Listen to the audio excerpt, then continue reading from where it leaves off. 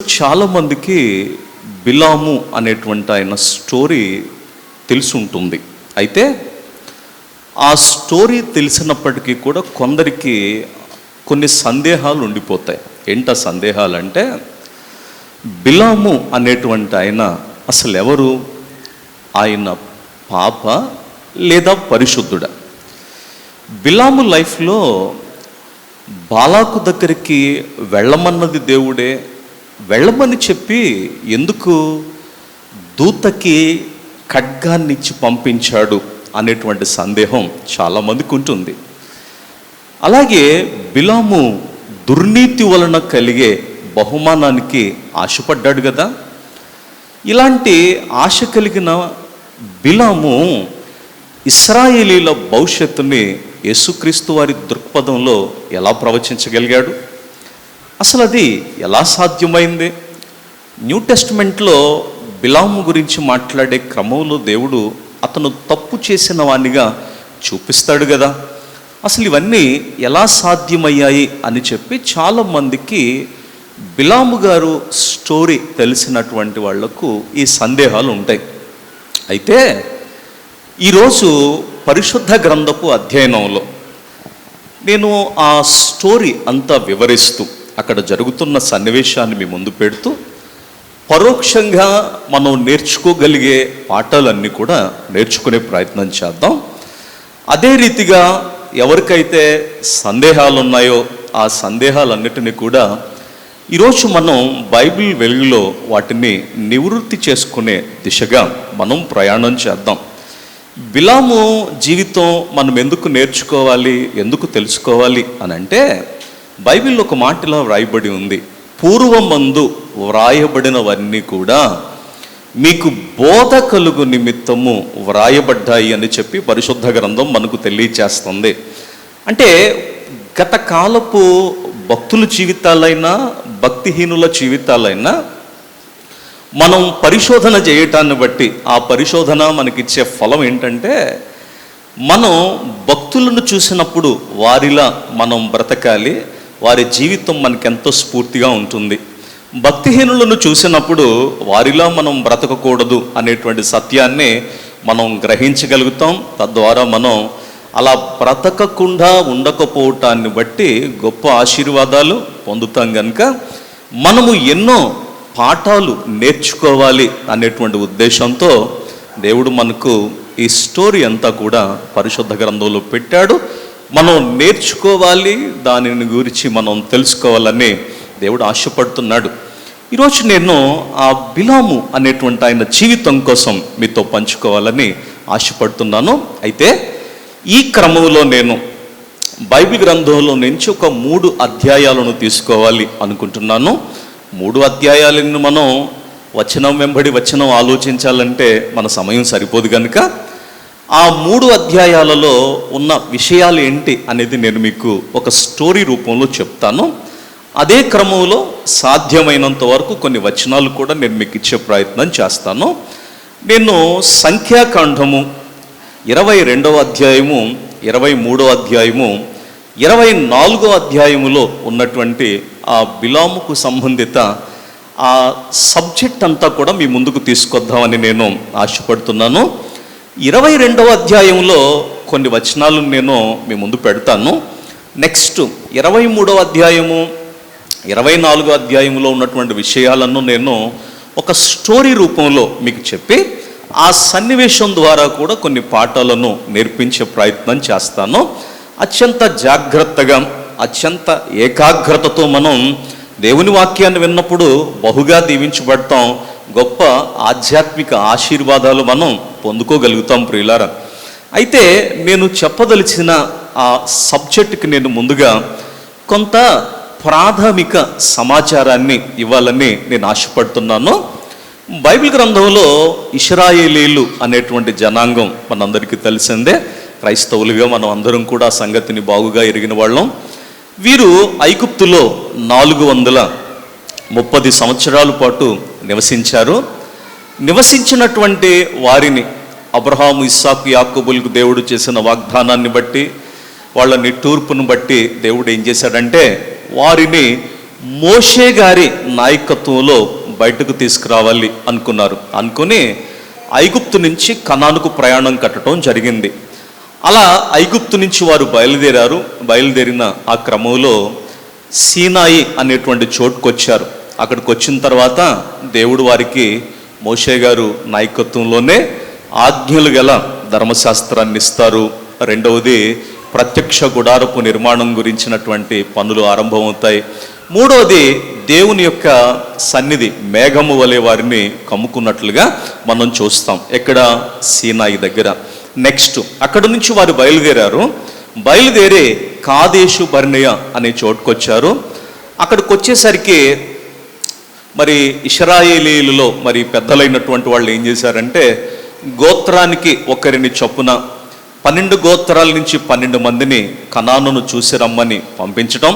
అందులో 10 మంది ఒక విధమైన సమాచారం ఇస్తే 2 మరొక విధమైన సమాచారం ఇచ్చారు.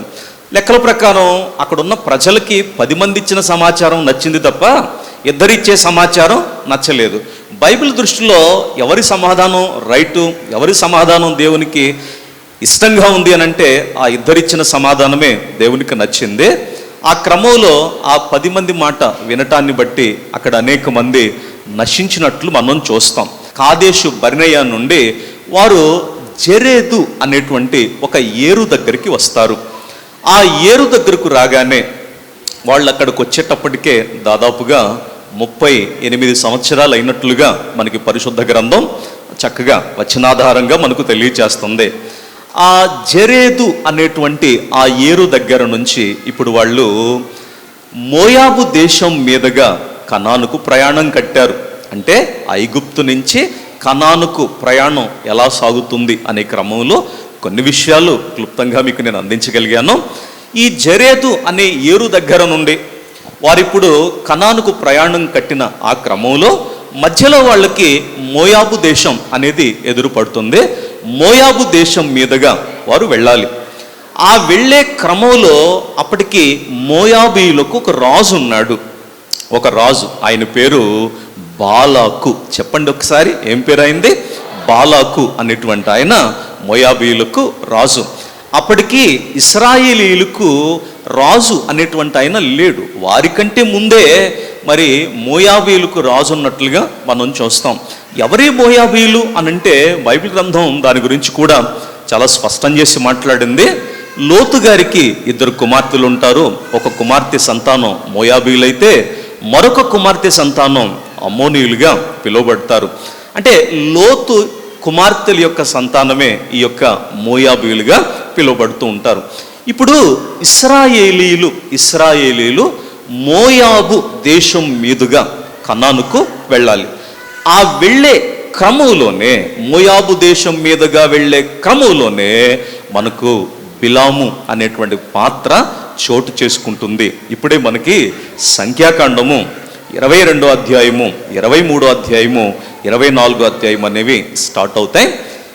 మనం జాగ్రత్తగా పరిశీలన చేద్దాం. ఇప్పుడు ఆ మోయాబు దేశం మీదుగా వెళ్తున్నప్పుడు ఏం జరిగింది, అక్కడ ఉన్నటువంటి ప్రజలు ఎలాంటి పరిస్థితులకు గురయ్యారు, సన్నివేశం అంతటినీ కూడా పరిశీలనగా చూస్తూ అనేక పాఠాలు నేర్చుకునేటువంటి ప్రయత్నాన్ని మనం చేయబోతున్నాం. నేను ముందుగానే మీకు సమాచారం ఇచ్చాను, 3 అధ్యాయాల్లో ఉన్నటువంటి విషయాన్ని మీ ముందు పెడతానని. ఆ 3 అధ్యాయాలకు వయసు ఎంత ఉంటుంది అని మీరు నన్ను అడిగితే సుమారుగా ఒక 4 నెలలు ఉండొచ్చు. ఆ 3 అధ్యాయాల్లో ఉన్నటువంటి స్టోరీ ఒక 4 నెలల వ్యవధిలో జరిగినటువంటి విషయం అది. ఇప్పుడు వారు కనానుకు వెళ్ళే క్రమంలో ఏ దేశం మీదుగా ఉన్నారు? మోయాబు దేశం మీదుగా ప్రయాణం చేస్తూ మోయాబుకి ఆగ్నేయం వైపు ఇశ్రాయేలీలు దిగారు. ఆ దిగిన క్రమంలో చోటు చేసుకున్న సందర్భాన్ని జాగ్రత్తగా చూద్దాం. అందరూ బైబిల్ ఓపెన్ చేస్తారా? సంఖ్యాకాండము 22వ అధ్యాయము 1వ వచనం నుంచి 3వ వచనం వరకు ముందుగా చదువుదాం. సంఖ్యాకాండము 22వ అధ్యాయము 1వ వచనం నుంచి 3వ వచనం వరకు చదువుదామండి. తరువాత ఇశ్రాయేలీలు సాగి యెరికోకు ఎదురుగా యొర్దాను తీరమునున్న మోయాబు మైదానములో దిగిరి. 2వ వచనం, సిఫోరు కుమారుడైన బాలాకు ఇశ్రాయేలీలు అమోరీయులకు చేసినదంతయు చూచెను. జనము విస్తారముగానున్నందున మోయాబీయులు వారిని చూచి మిక్కిలి భయపడిరి. మోయాబీయులు ఇశ్రాయేలీలకు జంకిరి అనే పదం మనం చూస్తున్నాం. ప్రియులారా, ఇశ్రాయేలీలు మోయాబు దేశం మీదుగా వెళ్తున్నారట. ఆ వెళుతున్నటువంటి క్రమంలో మోయాబు రాజు అయినటువంటి బాలాకుకి చాలా భయం కలిగింది. ఎందుకంటే కొన్ని లక్షల మంది ప్రజలు ఈ దేశం మీదుగా వెళుతున్న క్రమంలో మన దేశాన్ని పాడు చేస్తారని, మనకున్న స్వాస్యాలను వారు స్వాధీనం చేసుకుంటారని, మనల్ని హతం చేస్తారని వివిధ రకాల భయాలు అక్కడ మోయాబు రాజుకి కలుగుతున్నాయి. అయితే ఎందుకు అంత భయం కలుగుతుంది ఇశ్రాయేలీలు అనంటే, ఇశ్రాయేలీలు చూస్తే భయం కలగడానికి ఓ పెద్ద కారణమే ఉందిలేండి. ఏంటా కారణం అంటే, దీనికి మునుపు ఇశ్రాయేలీలు చేసిన యుద్ధాలే దానికి కారణం. ఇశ్రాయేలీలు అరణ్య ప్రయాణంలో అమోరీయుల రాజులను వారు హతము చేయటం జరిగింది. అమోరీయుల రాజుల పేర్లు సీహోను, ఓగు అనేటువంటి రాజులు ఉండేటువంటి వాళ్ళు. ఆ రాజుల గురించి ప్రపంచం అంతా కూడా తెలుసు. అమోరీయులు పేరు చెబితేనే ప్రపంచ ప్రజలు హడలిపోయేవారు. ఎందుకు అనంటే వాళ్ళు బాగా ఎత్తరులుగా ఉండేవారు, దేహదారుఢ్యం కలిగిన వాళ్ళు, ఉన్నత దేహులుగా ఉండేటువంటి వాళ్ళు. వారు దేవదారు వృక్షమంతా ఎత్తుగా ఉంటారట. దేవదారు చెట్టు ఉంటుంది చూసారా, అంత ఎత్తుగా ఉండి సింధూర వనం అంత బలంగా ఉంటారు అని చెప్పి బైబిల్ ఈ వర్ణన తీసుకొచ్చింది. వాళ్ళు బలము గురించి, వాళ్ళ ఎత్తు గురించి చెప్పటం. అలాగే అమోరీయులు పడుకునే మంచం గురించి బైబిల్ మాట్లాడుతూ ఇలా చెప్పింది. అమోరీయులు రాజులట, వాళ్ళు పడుకునే మంచం సైజు 13.5 అడుగుల పొడవు, 6 అడుగుల వెడల్పు. దాన్ని బట్టి మీరు ఊహించండి. ఏమంటే మనిషిని బట్టి మంచం కదండి, అవునా? ఇప్పుడు మన సైజు 6 కాబట్టి ఏ మంచం అయినా సరే ఎంత సైజులో ఉంటుంది? బారు 6, 4, 6, 6 ఈ విధంగా కొనసాగుతుంది. ఎందుకు 6 పెట్టావు నువ్వు అని అడిగితే మన సైజు అంతే కదా, అందుకే 6 పెట్టడం జరిగింది. అమోరీయులు మంచం పొడవు ఎందుకు అంత పెట్టారు అని అడిగితే వాళ్ళ పొడవు అంత కనుక. ఏమండి వాళ్ళు ఎంత ఎత్తరులుగా ఉంటారు అని అంటే బైబిల్ దాన్ని మోరల్లో చెప్పింది. ఆ మోరల్లో ఉన్న దాన్ని నేను అడుగుల్లోకి కనెక్ట్ చేసి మీకు చెప్తున్నాను. 13.5 అడుగుల పొడవు, 6 అడుగుల వెడల్పు కనిపిస్తుంది అమోరీయుల రాజులు పడుకునే మంచం. ఒకసారి మీరు ఊహించండి, వాళ్ళ దేహం కానీ, వాళ్ళ ఎత్తు కానీ, ఏమండి వాళ్ళ దేహ దారుఢ్యం కానీ ఎంత బలంగా ఉంటుందో మనకు అర్థమవుతుంది కదా. దానిని చూసి కూడా చాలామంది ఆ దినాల్లో భయపడిపోతూ ఉండేటువంటి వాళ్ళు వారిని చూస్తే భయం వేసేది. ఏమంటే ఇప్పుడు 13.5 అడుగులు ఎత్తు వాళ్ళు ఉన్నారు అనుకుందాం. మనం 5.5 పావు తక్కువ 6 అలా ఉన్నాం అనుకోండి. అంటే మనం మీద ఇంకొక మనిషిని నిలబెడితే అంత ఎత్తుగా ఉన్నారు వాళ్ళు. అంటే ఇప్పుడు వాళ్ళని చూడాలంటే మనం ఎలా చూడాలి తెలుసా? తలకాయ పైకెత్తే బాబు ఎవరండి మీరు అని చూడాలి. అంత ఎత్తుగా ఉంటారు వాళ్ళు, అవునా? ఇప్పుడు పిల్లలు ఉంటారు, చిన్నపిల్లలు 1 year 2 years పిల్లలు చాలా చిన్నగా ఉంటారు. మనల్ని చూసేటప్పుడు ఎలా చూస్తారు వాళ్ళు? ఏమన్నా అడిగినప్పుడు తలకాయ పైకెత్తి మాట్లాడుతూ ఉంటారు, అవునా? అమోరీయులతో మనం మాట్లాడితే సేమ్ యాజ్ ఇట్ ఈజ్గా అలాగే ఉంటుంది, అంత ఎత్తరులు వాళ్ళు. అందును బట్టి వాళ్ళంటే ప్రపంచం భయపడేది. అలాంటి అమోరీయుల రాజులను సహితం ఇశ్రాయేలీలు జయించి అవతల పడేశారు. సీహోనును కానీ ఓగును కానీ హతం చేసేశారు. ఆ ఇన్సిడెంట్ చూడగానే ప్రజలందరికీ ఇశ్రాయేలీలంటే వణుకు పుట్టింది. అక్కడ ఒక పదం వాడాడు, మోయాబీలు జంకిరి. జంకిరి అంటే దాని అర్థం వెన్నులో నుంచి వణుకొచ్చేసింది వాళ్ళకి. ఇశ్రాయేల్ అంటే భయపడిపోతున్నారు ప్రియులారా. ఏమండి అలా భయపడిపోతూ ఏం చెయ్యాలి అర్థం కాని సందిగ్ధంలో వాళ్ళు ఉండిపోయారు. ఇంతకీ అసలు మోయాబు అనేటువంటి మైదానం ఎక్కడ ఉంటుంది అని అంటే గనక యోర్దాను నది అవతల ఎత్తైన ప్రదేశం ఒకటి ఉంటుంది. ఆ ఎత్తైన ప్రదేశం దగ్గర నుండి యోర్దాను నది వైపుకు మృత సముద్రము సమీపాన్న ఓ 10 మైళ్ళ నుంచి మనకి ఈ యొక్క మోయాబీల మైదానం అనేది కనిపిస్తూ ఉంది ప్రియులారా. ఏమంటే అయితే ఆ మైదానంలో ఉన్నటువంటి వాళ్ళందరూ కూడా చాలా భయపడిపోతున్నారు. అయితే మోయాబు రాజు అయిన బాలాకి ఒక విషయం తెలియలేదు, అందుకే భయపడుతున్నాడు. నిజానికి ఆ విషయం అతనికి తెలుసుంటే భయపడేవాడు కాడు. ఎంత భయపడుతున్నాడో మీరు చూశారు కదా, జంకిపోతున్నాడట. ఎవరికి? ఇశ్రాయేలీలకి. అవునా? సో అప్పటికి రాజుగా వ్యవహరిస్తున్నాడు. చక్కని మైదానం అతనికి ఉంది, మంచి భూమి ఉంది, పశువులు మేయడానికి చక్కని పచ్చగడ్డి కలిగినటువంటి ప్రాంతం అతనికి ఉంది. అయితే అలాంటి ప్రాంతానికి రాజు అయినటువంటి బాలాకు భయపడిపోతున్నాడు. నేను అంటాను, అతనికి ఒక విషయం తెలుసుంటే అతనికి ఆ భయం ఉండేది కాదు. ఏంటి ఆ విషయం అంటే, మోషే గారు దేవుని యొక్క ప్రేరేపణను బట్టి ఒక విషయం మాట్లాడాడు. ఏంటో ఆ విషయం చూద్దాం రండి. ద్వితీయోపదేశకాండము 2వ అధ్యాయము 9వ వచనం చదువుదామా? ద్వితీయోపదేశకాండము 2వ అధ్యాయము 9వ వచనాన్ని చదువుకుందామండి.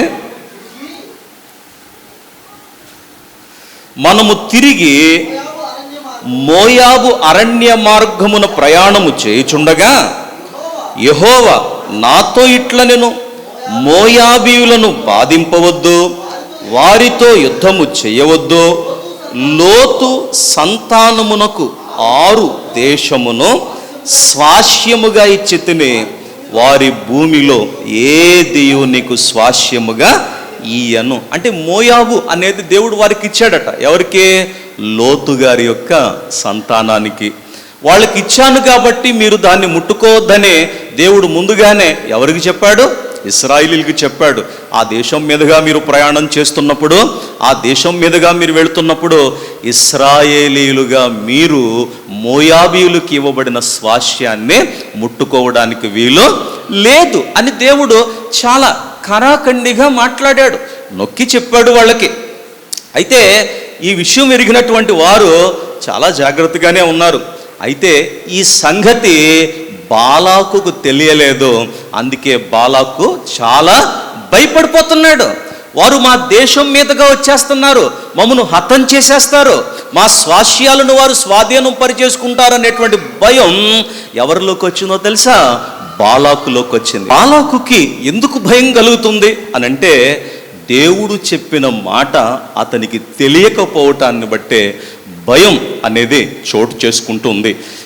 ప్రియులారా, చాలా సందర్భాల్లో నీ పరిస్థితులను ఎరిగినటువంటి దేవుడు, నీ పరిస్థితులను బాగుగా ఎరిగినటువంటి నీ దేవుడు నిన్ను ధైర్యపరచాలి, నిన్ను బలపరచాలి, నిన్ను స్థిరపరచాలి అనే ఉద్దేశాన్ని కలిగి చాలాసార్లు నీతో మాట్లాడి నిన్ను ధైర్యపరచాలని దేవుడు అనుకుంటాడు. అయితే చాలామంది దేవుడు వారిని ఉద్దేశించి మాట్లాడినప్పుడు ఆ మాటలు ఆ సమయాన్న వినకపోవటాన్ని బట్టే, వారు ఆ మాటలు తీసుకోకపోవటాన్ని బట్టే వాళ్ళ లైఫ్లో దేవుని ధైర్యం వాళ్ళకి ఉండటం లేదు. నిజానికి ఇక్కడ మోయాబు రాజు అయిన బాలాకుకి ద్వితీయోపదేశకాండం 2వ అధ్యాయం 9వ వచనంలో ఉన్నటువంటి మాట అతను వినినట్లయితే, అతను గ్రహించినట్లయితే ఖచ్చితంగా ఈరోజు అతను ఏం పడేవాడు కాడు, భయపడేటువంటి వాడు కాడు. ఎందుకు భయపడుతున్నాడు?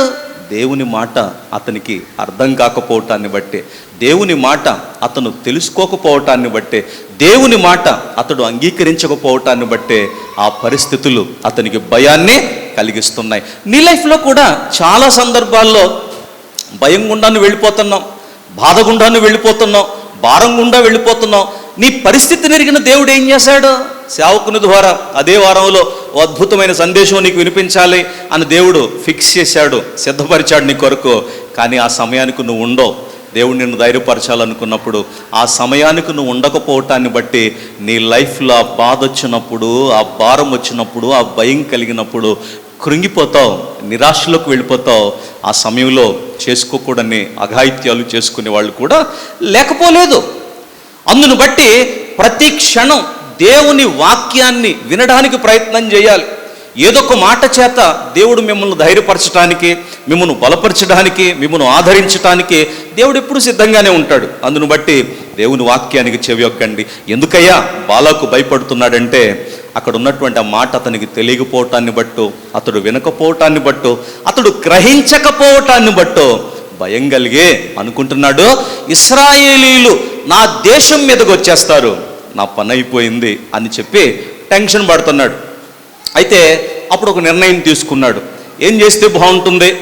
ఇశ్రాయేలీయులను ఎలాగైనా సరే నన్ను అడ్డుకోవాలంటే నా బలం సరిపోదు, నేనేం చేస్తే బాగుంటుంది అని చెప్పి ఆలోచన చేసి ఓ నిర్ణయానికి వచ్చాడు. ఏంటా నిర్ణయం అంటే, ఆ రోజుల్లో అక్కడ మెసొపొతేమియా అనేటువంటి ప్రాంతంలో సోది చెప్పే ఒక ఆయన ఉన్నాడు. ఆయన పేరే బిలాము. ఏమండి, మెసొపొతేమియా అనేటువంటి ప్రాంతం. మరి మోయాబు అనే ఈ మైదానం ఇది ఎక్కడుంది అని అంటే గనక ఇందాక నేను మీకు జ్ఞాపకం చేశాను. ఈ మోయాబు మైదానం అనేది యోర్దానుకు అవతల ఎత్తైన ప్రదేశము నుండి యోర్దానికి దగ్గరలో మృత సముద్రపు యొక్క సమీపాన ఉత్తరాన మనకి 10 మైళ్ళ ఆ దూరంలో మనకి ఈ మోయాబు మైదానం కనిపిస్తుంది ప్రియులారా. అయితే ఈ మోయాబు మైదానంలో ఉన్న వాళ్ళు భయపడి మెసొపొతేమియా ప్రాంతంలో సోది చెప్పే ఒక ఆయన ఉన్నాడు. ఆయన పేరే బిలాము. ఆ బిలాము ఆ రోజుల్లో ప్రజల నమ్మకం ఏంటి అని అంటే, అతను దీవిస్తే దీవెనగా ఉంటుంది, అతడు శపిస్తే శాపముగా ఉంటుంది. ఆ రోజుల్లో బిలాము అనేటువంటి ఆయన అంతర్జాతీయంగా పేరుగాంచిన వ్యక్తి. ఆయన అంటే తెలియని వాళ్ళు ఎవరు ఉండరు. ఆయన చాలా ఖరీదు, ఆయన పిలిపించుకోవాలంటే చాలా ఖరీదైనటువంటి వ్యక్తి.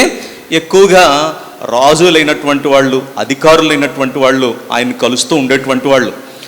ఈ బాలాకు అనేటువంటి ఆయన మంచి పొజిషన్లో ఉన్నాడు కాబట్టి నేను ఎలాగైనా సరే ఆ మెసొపొతేమియా ప్రాంతంలో ఉన్నటువంటి ఆ బిలామును ఒకసారి నేను కలుసుకుంటాను అని చెప్పి బాలాకు ఏం చేశాడంటే, తన దగ్గర ఉన్నటువంటి సైనికుల్లో ముఖ్యులైనటువంటి కొందరిని పంపించి, మీరు వెళ్ళి బిలాము గారిని మన దగ్గరికి ఇన్వైట్ చేయండి, దగ్గరుండి తీసుకురండి, వెళ్ళేటప్పుడు మరి ఆయనకు కొన్ని బహుమతులు కూడా మీరు తీసుకువెళ్ళండి, కొంత సొమ్మును కూడా మీరు తీసుకువెళ్ళి, మనకు అర్థమయ్యే పరిభాషలో చెప్పాలంటే కొంచెం బజానా ఇచ్చి ఆయన మీరు తీసుకొచ్చేయండి అని చెప్పి బాలాకు అనేటువంటి మోయాబు రాజు బిలాము గారి దగ్గరికి తన సైనికుల్ని పంపించాడు.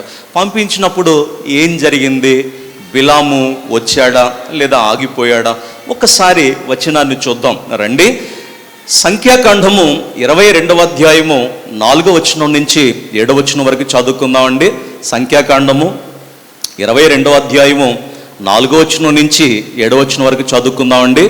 మోయాబీయులు మిద్యాను పెద్దలతో ఎత్తు బీటి పచ్చికను నాకివేయినట్లు ఈ జనసమూహము మన చుట్టూ ఉన్నది యావత్తు ఇప్పుడు నాకివేయున్ననిరి. ఆ కాలమున సిప్పోరు కుమారుడైన బాలాకు మోయాబీయులకు రాజు. కాబట్టి అతడు బెయేరు కుమారుడైన బిలామును పిలుచుటకు అతని జనుల దేశమందలి నది యొద్దనున్న పేతోరుకు దూతల చేత ఈ వర్తమానము పంపెను. చిత్తగించుము, ఒక జనము ఐగుప్తులో నుండి వచ్చెను, ఇదిగో వారు భూతలమును కప్పి నా ఎదుట దిగి ఉన్నారు. కాబట్టి నీవు దయచేసి వచ్చి నా నిమిత్తము ఈ జనమును శపింపుము.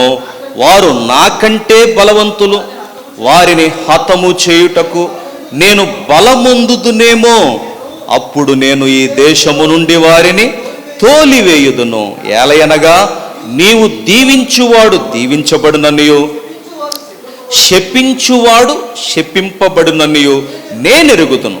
కాబట్టి మోయాబు పెద్దలను మిద్యాను పెద్దలను సోదె సొమ్మును చేత పట్టుకుని బిలాము నొద్దకు వచ్చి బాలాకు మాటలను అతనితో చెప్పగా, అయితే ఈ బిలాము అనేటువంటి ఆయన మెసొపొతేమియా ప్రాంతంలో పేతోరు అనేటువంటి పట్టణస్థుడు. ఈ పేతోరు అనేటువంటి పట్టణం ఎక్కడుంది అనంటే యూఫ్రటీసు నది, ఏమండి నదికి పశ్చిమాన ఉన్న ఒక ఉపనది ఉంది, దాని పేరు సాజూర్ అనేటువంటి ఆ నది సమీప తీరాన్న మనకి ఈయన కనిపిస్తాడు. ఈ మెసొపొతేమియా ప్రాంతంలో పేతోరు అనేటువంటి ఆ ప్రాంతంలో బిలాము నివసిస్తుంటే ఆ బిలాము దగ్గరికి బాలాకు కబురు పంపించాడు, నువ్వు మమ్మను దీవించాలి, ఇశ్రాయేలీల్ని శపించాలి అనే మెసేజ్ మోయాబు రాజు బిలాముకు పంపించినప్పుడు వెళ్ళారు. కొంత సోదె సొమ్మును చేత పట్టుకుని వెళ్ళారట.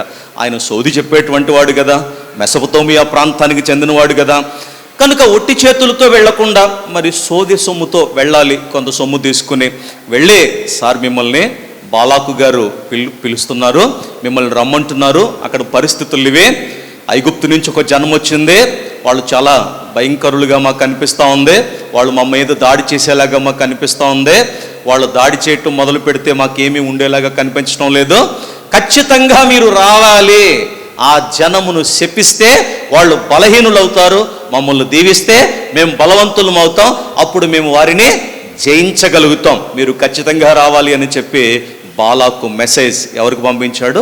బిలాముకి పంపించాడు. వాళ్ళు వెళ్ళారు. వెళ్ళిన తర్వాత విషయాన్ని చెప్పారు. వాళ్ళు వెళ్ళిన తర్వాత విషయాన్ని చెప్పారు.